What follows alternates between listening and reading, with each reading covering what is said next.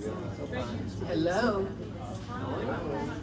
We're going to go ahead and get started, and we'll see if the others kind of roll in. My name is Georgia Court. I'm the proprietor of this place, and I'm so happy to welcome all of you for an afternoon of poetry. We have three wonderful readers with us today, and looking forward to introducing them in a minute. First, I want to let you know about two events that are upcoming at this store this week that I think you might be interested in, even though they're not poetry. On Wednesday at 6 p.m., the Pulitzer Prize winning author Gilbert King will be here talking about his new book, which is called Bone Valley. And if you have not read Gilbert King yet, you are going to be astounded at how wonderful he is. So I'd suggest getting a ticket to come to that. And on Thursday, we have Andre Dubus coming. Andre Dubus is the author of The House of Sand and Fog. So he's going to be here talking about his, is he talking about a new book? He's talking about kindness, that's some kindness. About kindness? Yeah, he has a new book. Okay, I'm looking It's at down at the front, Townie yeah. in front of me, okay. Such kindness. over there. Kindness, okay, Yeah. there he It's is. over there. There he is. Yeah. So- We'll be talking about all of them, yeah. Yeah.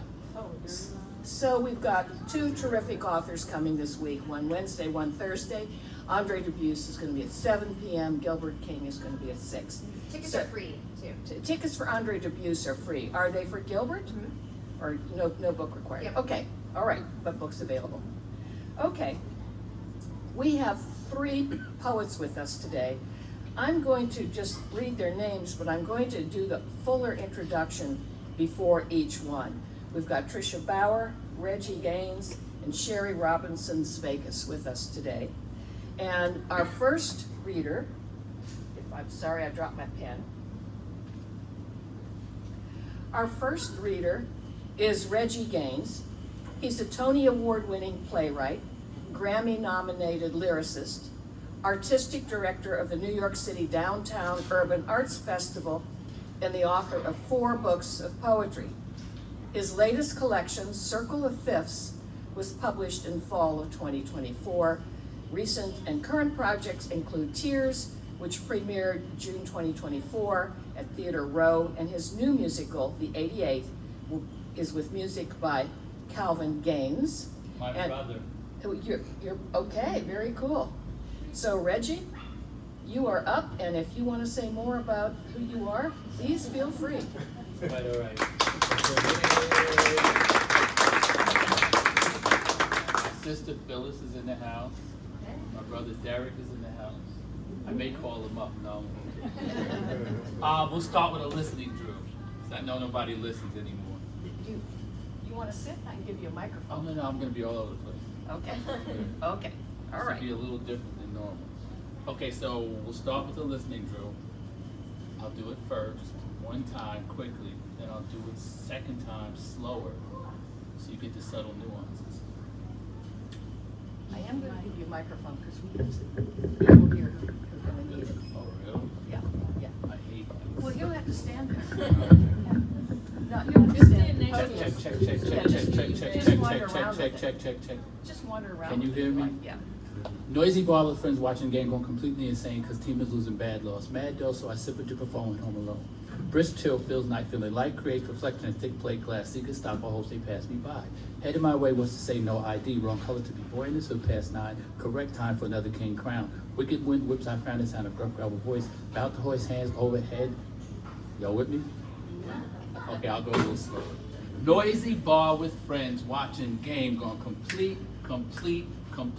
insane cause team is losing bad. Lost mad dough, so I sip a drip of foam, head home alone. Brisk chill fills night, feeling light, the light creates reflection in thick plate glass. See Gestapo hopes they pass me by. Headed my way was to say no ID. Wrong color to B-boy, to B-boy, to B-boy, to be boy in this hood past 9. Correct time for another king, another king, another king crown. Wicked wind whips I frown inside of gruff gravel voice, bout to hoist hands in air when man in blue stares and asks, hey buddy, who won the game? Game.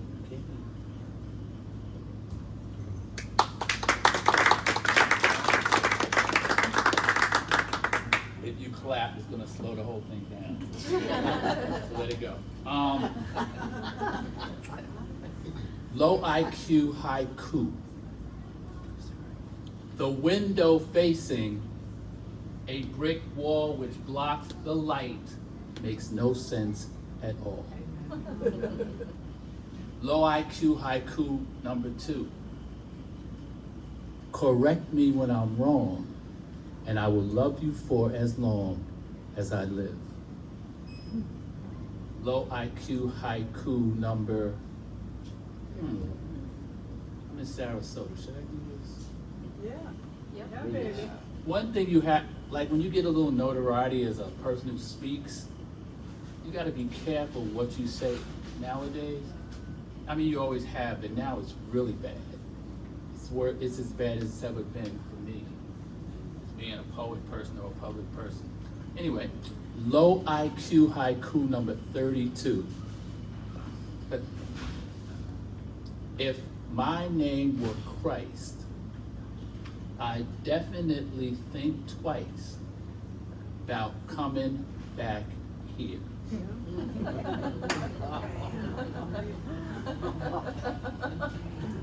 I'll go very, very slowly because I don't really know this yet. But this is for Renee Good. Y'all know Renee Good?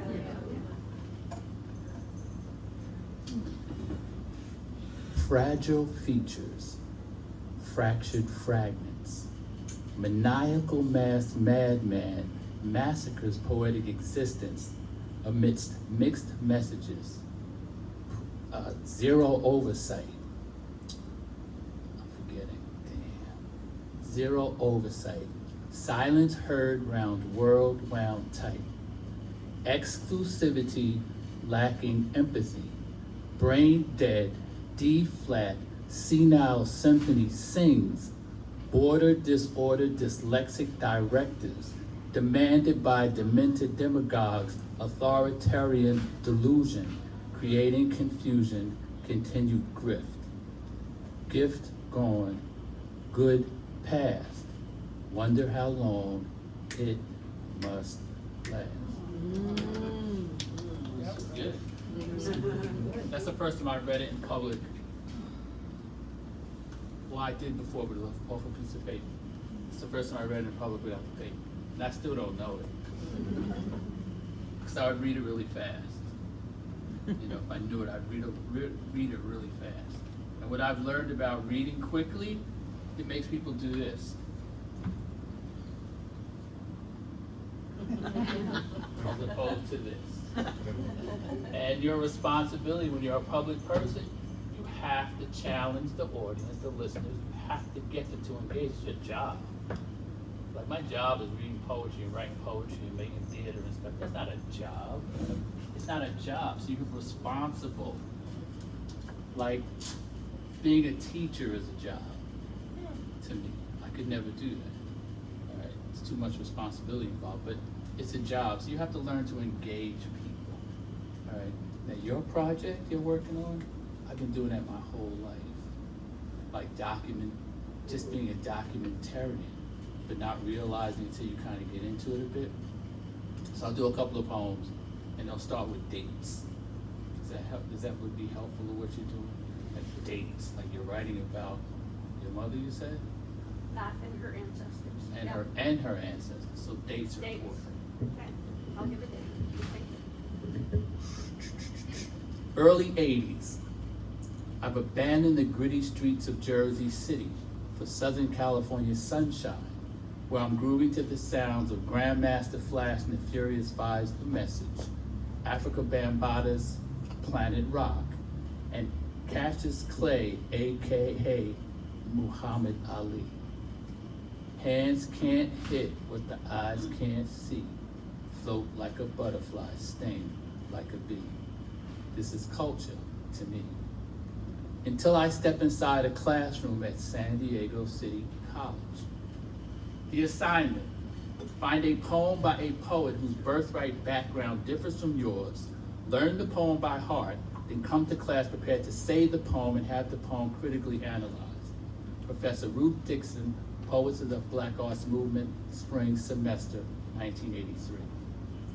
I head to the library. Locate section 811.5, 4 shelves from the floor, far left. New Yorican Poetry Anthology, Algarin Pinheiro. Thought I knew New Yorican. 152nd and Jackson Ave, number 2 train, red gray suede Clyde Pumas, graffiti fiends, 15-year-old young girls on wick, chuletas, rice, and beans. But Pinheiro, Algarin, constipated mind, castrated, feeling frustrated, being invaded by pain. Another date, El Doctor is late. Bones ache, got to go downtown underground, no metadona around. Me siento solo y loco, socorro. La metadona, esta catona, ain't no snitch. Methanone's a bitch.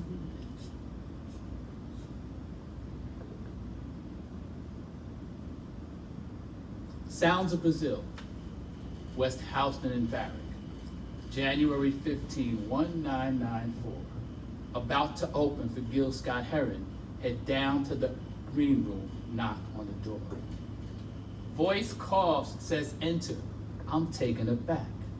Gray hairs in his beard, glass pipe, and some crack. Introduce myself, though he's occupied, says, don't do this much, your eyes rarely lie. Unsure if I'm more shocked, shaken, or sad. His limbs quite thin, pale cheeks sunken so bad. When a fat rock drops and falls to the floor, I turn disillusioned, shut the drag door. The bass player tree looks as stunned as me, barely believing the sight we see. This genius musician, pipe in hand, blowing white smoke while the rest of the band seems to ignore what is blowing my mind as a voice from ahead or above tells us it's time. Besides confusion, I'm nervous as hell. Tree says, forget it. Why sweat it? Don't dwell. We step on stage to the sound of applause. Tree thumps some funk, sets the vibe, then hits pause. Gil Scott is standing there, staring us down. Can't tell if his face has a smile or frown. He listens a little, leaves just like that. Gray in his fro and the black Kango cat. Stops us right after, says he is inspired. Eyes glazed in a haze, frame fractured, brain wired. But the moment the MC mentions Gil's name, the drug-fueled persona is no longer the same. The band sounds so smooth while Gil croons his blues. Dare I to judge if I can't fill his shoes. Like Malcolm, Coltrane, Gil's made his mark, helping folks find their way out of the dark. Blessed lessons learned when I knocked on that door. January 15, 1994. Georgia, let me know how much time. I'll go on forever. Yeah, another 5 minutes or so. Who are you? Chloe. Louder. Chloe. You write poetry?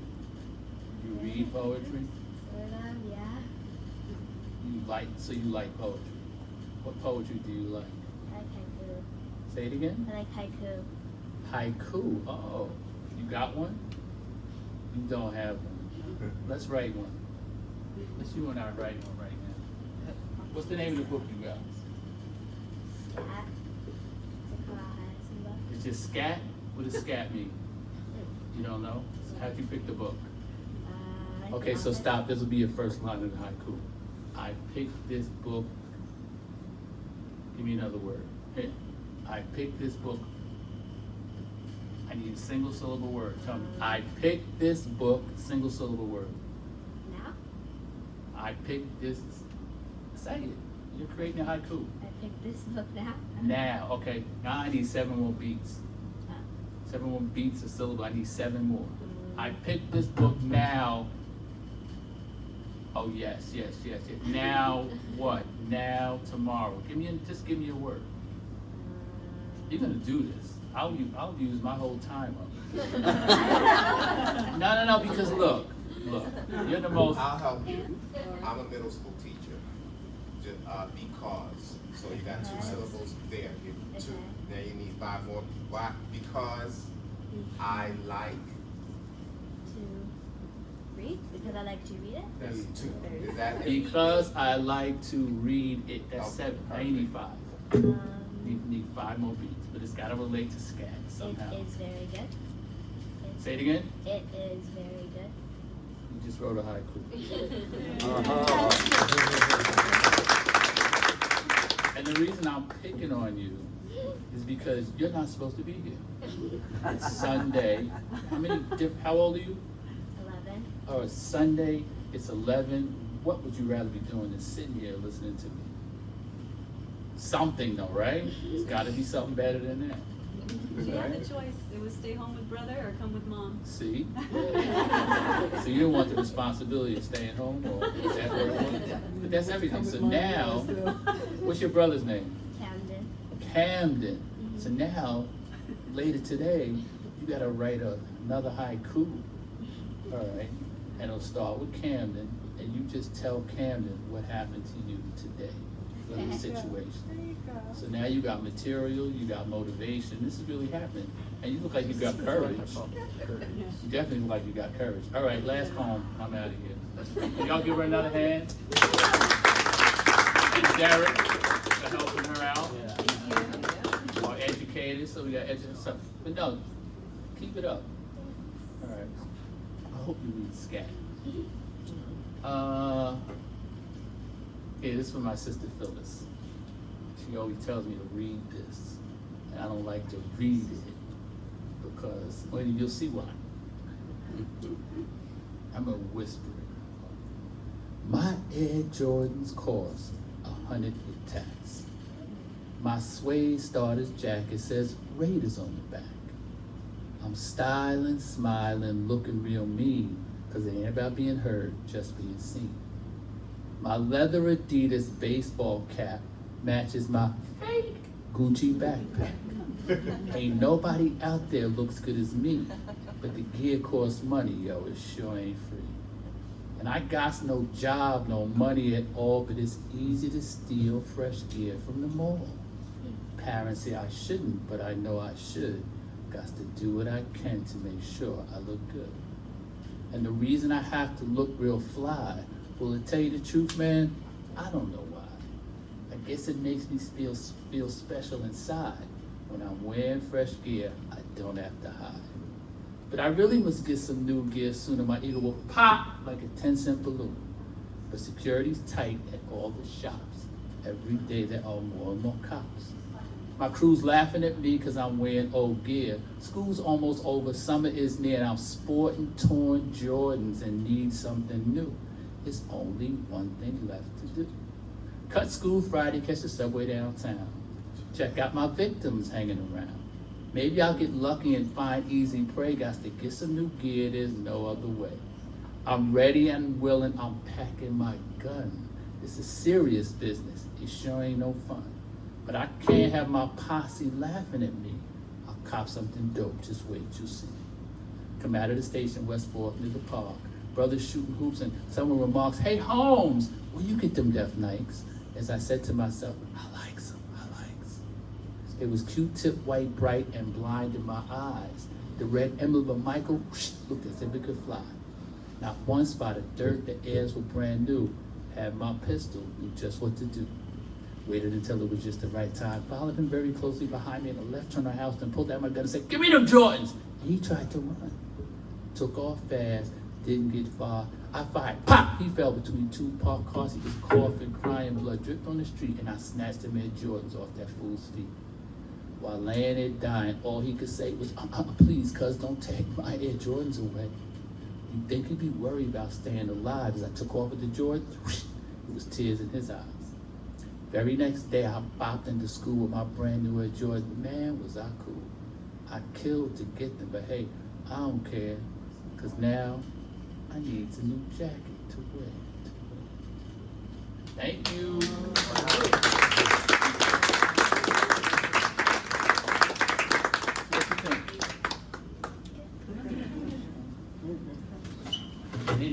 call home, she gonna Google me and be like, oh my God. He's the real thing. Thank y'all. Right, yeah. Well, thank you, Reggie. Our next reader is Tricia Bauer. She began her writing life with poetry and formally studied with Bob Haas and Louise Gluck. Some of her poems found publication in anthologies and periodicals such as the Kenyon Review, but her book publications to date have been ones of literary fiction. Her first novel, Boondocking, was selected for the Barnes & Noble Discover Great New Writers program, and she received the Catherine Doctorow Innovative Fiction Prize for her novel in vignettes, Father Flashes. A new novel, the 16th, will be released next year. She's a native of Baltimore, and Tricia spent over 30 years commuting from the woods in Connecticut to work in children's publishing in Manhattan before moving here with her husband, Bill Bazzone, almost 7 years ago. Welcome, Tricia.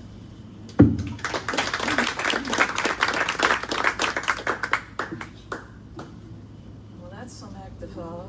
We can send a little bit for you, just so you can hear it. Perfect. So I started to pull a collection of poems together, and the title of it came to me in a dream. I swear to God, it was Dogs and Other Drugs. And so I wrote a first poem to that title.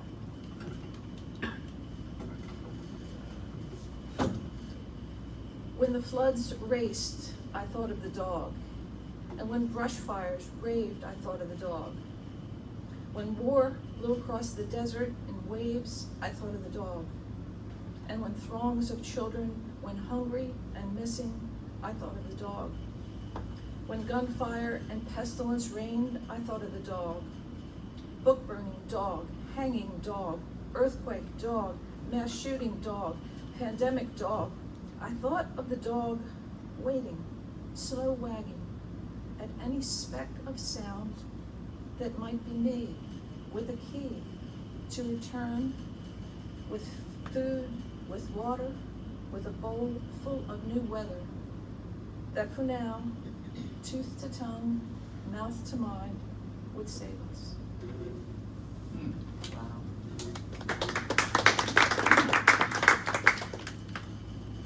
And this next poem will give you a little idea of why my husband and I moved south 7 years ago. It's called Outage. The snow spilled early, its silence gaining weight overnight, to stun the trees into submission. They gave over their leafy tops, stretched and tore their roots, abandoned whole selves sideways. Some caught only by the thick netting of wire or other stronger trees. Even the evergreens lowered their arms. It was as if all the clouds in the sky collapsed at once. The first night powerless, we lit the long wicks of candles and stared into the darkness of each other's eyes. We were thinking of a time long before mobile media. The next day, we filled the bathtub with snow, stuck in containers of orange juice, ketchup, pickles, wine. The odd sculpture in white held all night long. The third day, we collected snow melting from the roof in buckets and flushed the toilet. The rest we warmed on the wood-burning stove and took turns rinsing each other clean. We woke cold and scavenged for wet twigs that hissed in the embers. We fed the firebox with old wood and new beeches and pieces of a molding pine chair from the early days of marriage. By the sixth day, the batteries had all died or diluted to a pale wash of hope. The seventh night, I walked into the woods, found a rock for illusion of cover, defecated, then covered it with bits of fallen things and the nostalgia of an old cat, our first pet I had loved. Above me, the sky shattered with stars. You could say it was beautiful, nature providing a small but sure dose of illumination. But I saw a sky shot at endlessly and damaged now, our only meager source of light.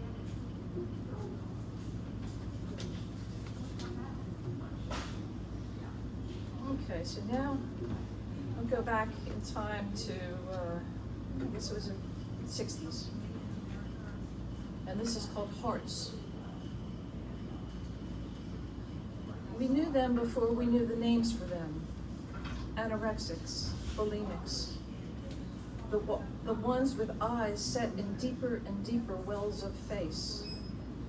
The ones trying to wipe food clean before ever presenting it to their lips. The ones who toyed with knives and forks and spoons. Those utensils clues to some trick question, some pop quiz. They could take nothing into themselves without questions of their own. In turn, nothing adhered. Not flesh to their fingers thin as number 2 pencils. Not a pinch of excess on quick legs. Not hips, not breasts. Even hair thinned as they grew smaller. Every part and extension of them a conspiracy of retreat. We were all girls then, but they stayed in one place, perfecting girlhood. Their doll-sized arms better to embrace dolls, their miniature legs never to outrun their dolls. Holding their bodies back, holding themselves in an earlier time, abbreviating now to know. While others of us spent our new bodies on lavender and musk, midnight blues and pink passions, silky dreams of yes without consequence. The thick boy lips wet with promises, legs strong as young birches we could only try to bend. Bristled chins brushing ours in a whisper of pain. We welcomed our bodies thickening. For the size we somehow already knew we would have to be, just to support our hearts.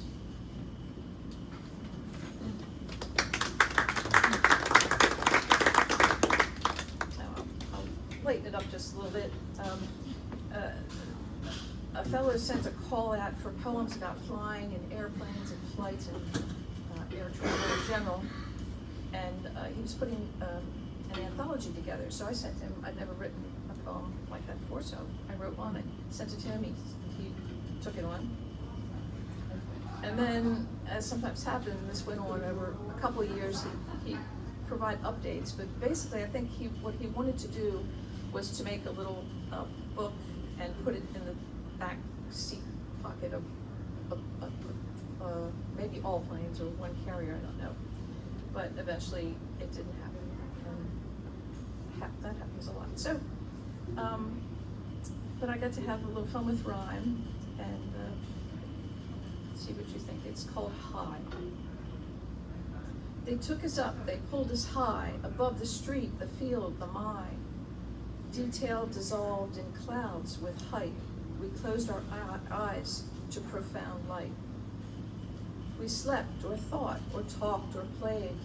Music to soothe, ways to fade. We chatted strangers, took our cups of ice and liquid, those packs of nuts. The scenes so known and yet so far encouraged thoughts of favorite bar. They herded us back, touched us down, to home or to a different town. We gathered up and pulled and freed all the stuff we thought we'd need. When we raced so far above, yet sensed the drifting still, did we forget for that brief time the joy devoid of will? We staggered off, blinked and sighed, then headed for a local ride.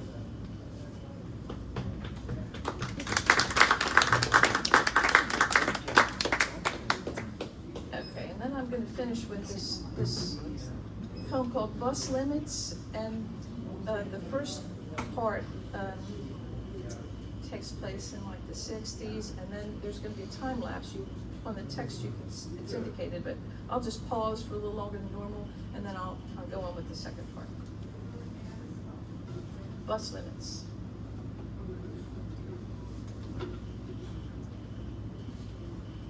All over Baltimore, buses tested limits, forging past strips of brick row houses, beaten walkways, and abandoned storefronts toward classrooms of wooden desks scarred with initials filled in pen blue, pencil gray. The inner city, as if it belonged to the heart of something far larger than anything we'd seen at home. Kids, we did not think about much other than ourselves, not the city's boys and girls delivered near our carpets of well-fed lawns, pedicured sidewalks, fenced-in yards and dogs, trees periodically broadcasting birdsong or locust.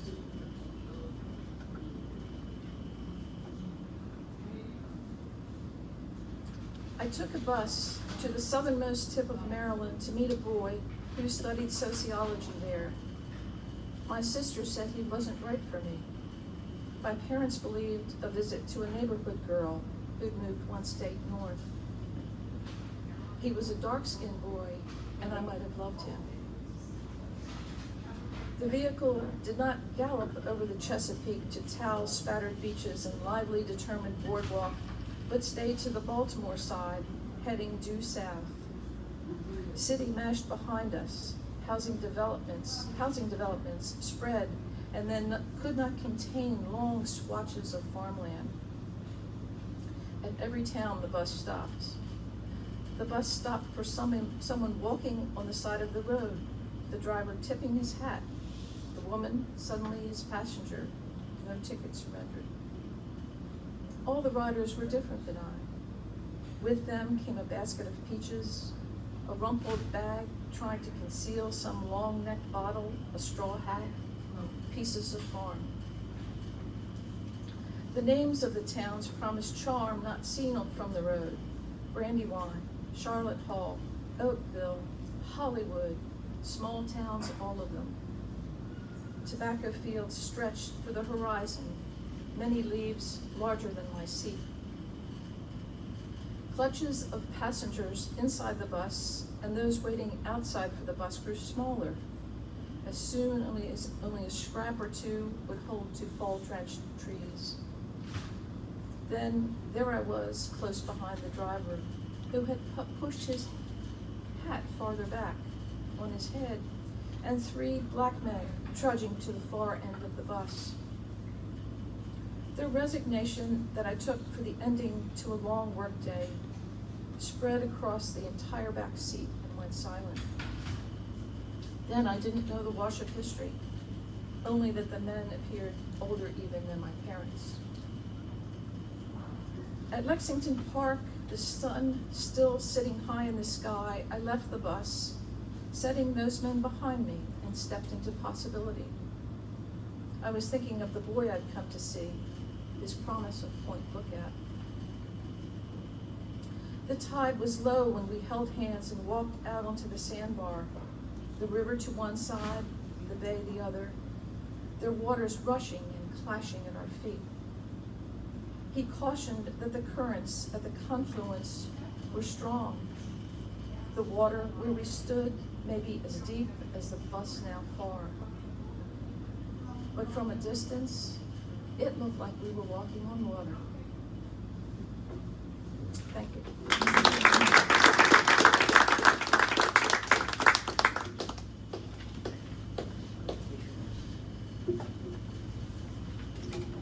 Thank you, Tricia. Our next reader is SHERRY Robinson SVEKIS. Did I pronounce that correctly? You did. Okay then. Sherry is a New Englander who moved to Florida in 1973. She spent 20 years as a bookseller. Where? What town? Boca Raton Liberties. Oh, okay, all right. Including founding alongside her husband Liberty's Fine Books and Music in Boca Raton.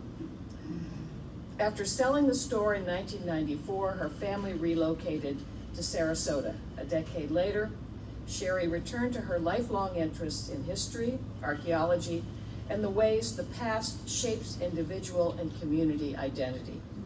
She earned her BA from New College of Florida in 2005 and has since been dedicated to voicing shared histories in order to inspire understanding, unity, and stronger communities. She has long used poetry and photography as tools for deeper reflection, and her current project brings the two together, honoring family histories through objects, photographs, and poems. Please welcome Sherry Svekis.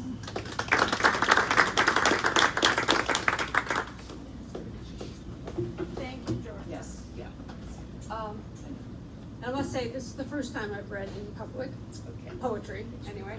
So I'm a little nervous, so bear with me. And I'm glad I did a good job of describing what I was doing, because otherwise I'd spend time doing that right at the moment. I started this project, and I signed up here actually to hold myself accountable, because a year ago I realized that though I'm retired and still very involved with very meaningful work, I wanted to do more for my own art and creativity. So I'm very honored to be here among these accomplished artists, and I will be Googling both of you when I go home, which I should have done already, but haven't done. So I started this because I wrote a poem a year ago. I was going through helping my brother move my mom to memory care, and I had the task that she had always assumed I would have of going through all of her things. And I spent a month living in her apartment and touching everything that she had lived with. And she had a very well curated life.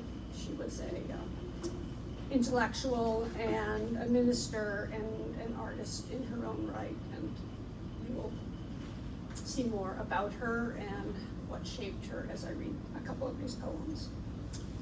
This one, she was born in 1930. This was the first one I wrote that inspired me into this project. My mother's mind, full of cotton wool and loose connections. The knitting is coming unraveled. The electric grid is on the fritz. Yet, though she cannot grasp the memories, her life, richly lived, is all around me. The books she read on art, on aging, on elephants, the green bowl that was always full of fruit, the Firebird pendant from a road trip to the West in 1950, her intellect, her elegance, her spirit. Though she cannot grasp the memories, her history in all its complexity is all around me.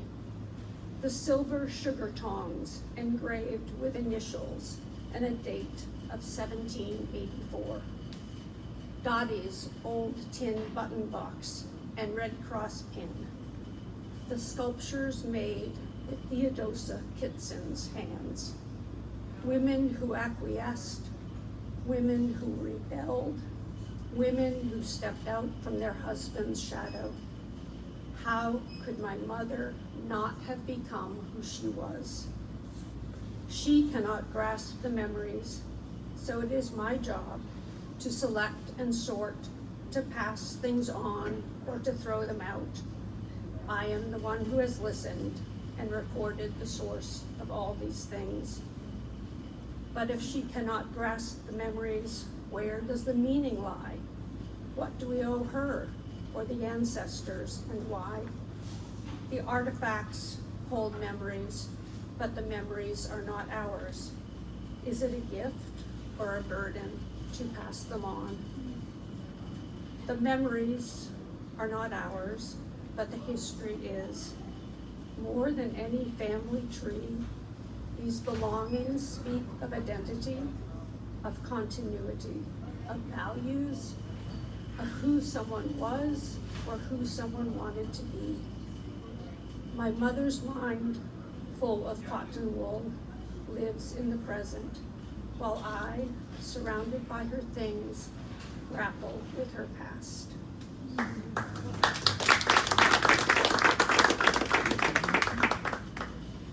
And just for a little show and tell, I'm going to show you 3 things.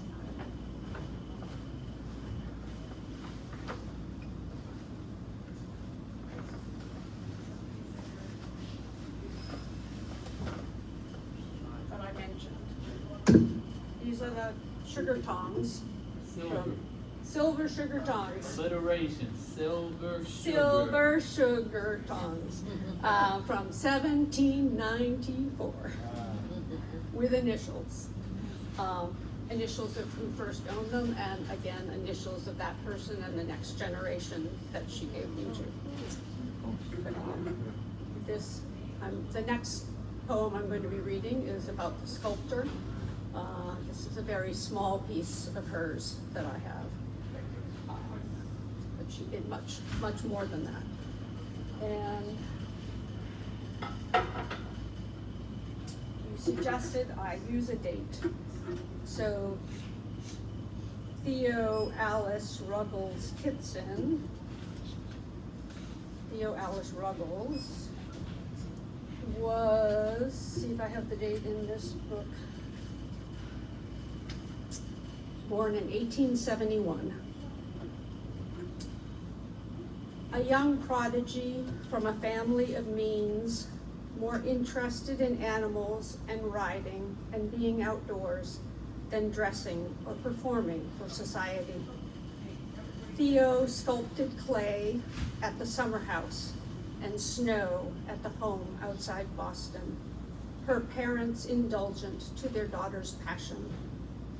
On a winter's day, a magnificent steed created out of snow gleamed in the sun, catching the attention of a passerby, a well-connected man, a member of the board of Boston's Art Commission.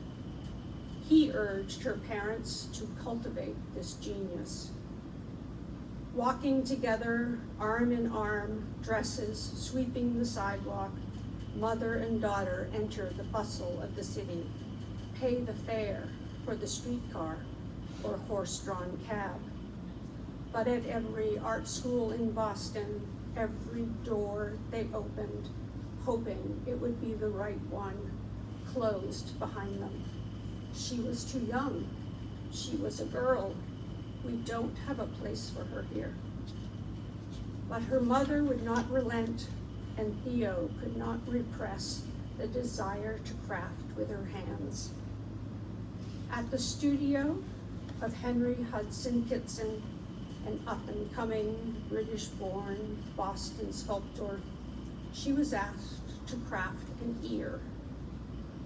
It was so perfect that at the age of 15, Theo was accepted as a student. A year later, accompanied by her mother and sister Anna, Theo left for Paris, studying sculpture at classical studios in the same year the Eiffel Tower was being built. Her talent was rewarded at 17, the youngest artist ever to exhibit at the Paris Salon. At 18, the youngest artist to ever receive an honorable mention. At 19, an honorable mention at the Salon des Artistes Français. Nervous as she rose to collect her award, the crowd responding with cries of, "Elle est si jeune," she is so young, and a standing ovation.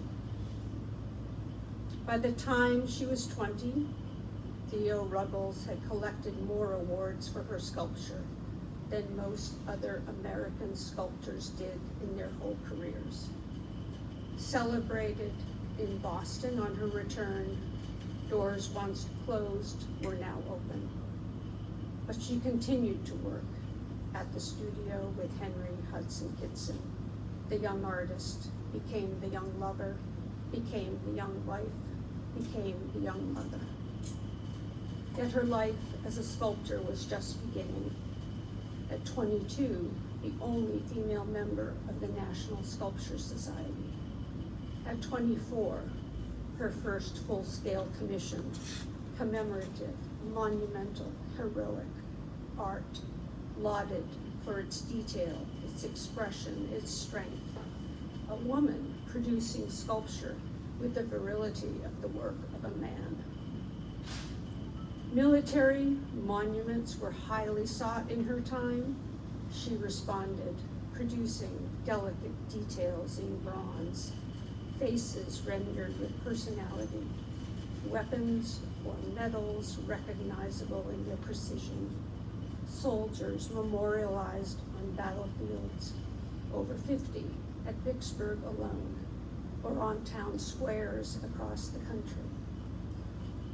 Theo Alice Ruggles Kitson, an unconventional woman with strong hands and an artist's eye. She stepped out from her husband's shadow, producing her own work, opening her own studio, raising her children.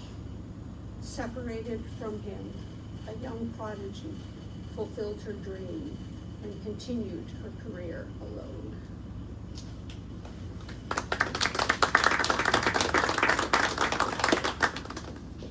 So that was my mother's adoptive grandmother. And this next one is about this button box, which was my mother's adoptive mother.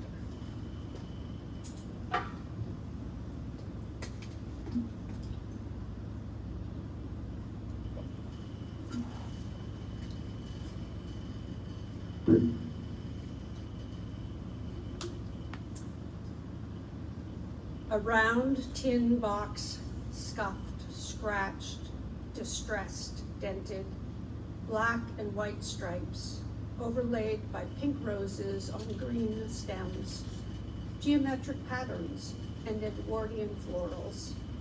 When the box was bought, the 1920s were a new age. It would have been bold, beautiful, and very modern. Perhaps it was a gift, filled with bonbons or biscuits, and when empty, a place for bits and bobs and this and that, and then buttons. White and black, brown and beige, red, blue, yellow, green, and all the shades in between, bone, wood, metal, melamine. 2 holes, 4 holes, square or round, a button needed, a button found. It was Dottie's button box, the grandmother that I never knew. She died before I was born. In a family that took many photos, there are few of her. Perhaps she was behind the camera, or perhaps she was protecting something of herself. Dottie became my mother's mother at 38, when she and Georgie took in the toddler of a friend to love and care for and mother, until when? It wasn't said then. This friend, my mother's other mother, my mother's real mother, had left. Her husband, her 5 children, her unhappy marriage, the gracious rambling home that was hers, not his. She left it all. 4 children went to an orphanage. My mother, too young, went to Dottie. And even when this friend returned, divorced, and married the steadfast farmer that all whispered was my mother's real father, my mother was left with Dottie to love and care for and mother until when? It wasn't said then. Buttons stitched on with thread hold things together.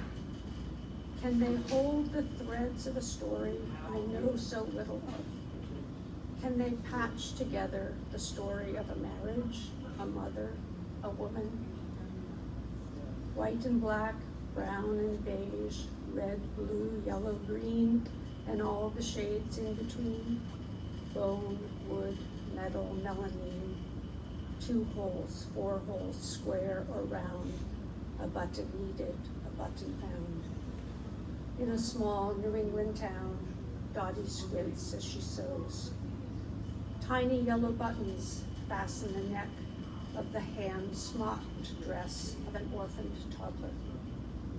A small white one repairs the shirt that Georgie snagged on a branch, the button lost in the stream by the bridge he was rebuilding after the hurricane of '38. Shiny black ones decorate the snow-white dress, sewn for a young girl dreaming of becoming a princess.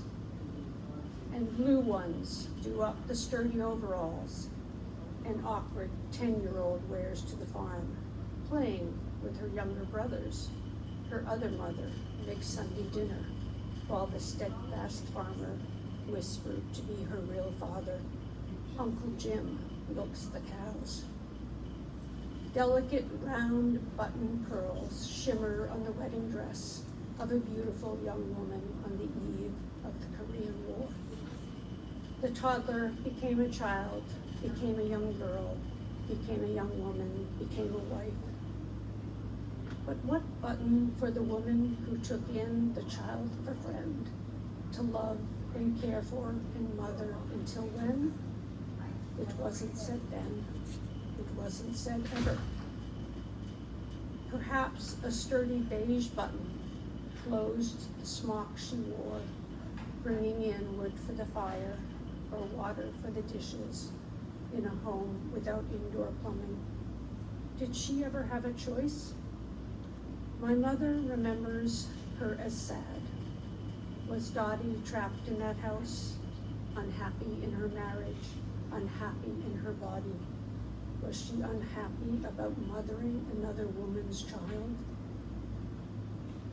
Perhaps in a different time, a different age, if she hadn't become my mother's mother, perhaps she would have broken free and chosen her own buttons to be all the colors of the rainbow: red, orange, yellow and green, blue, violet, and all shades between.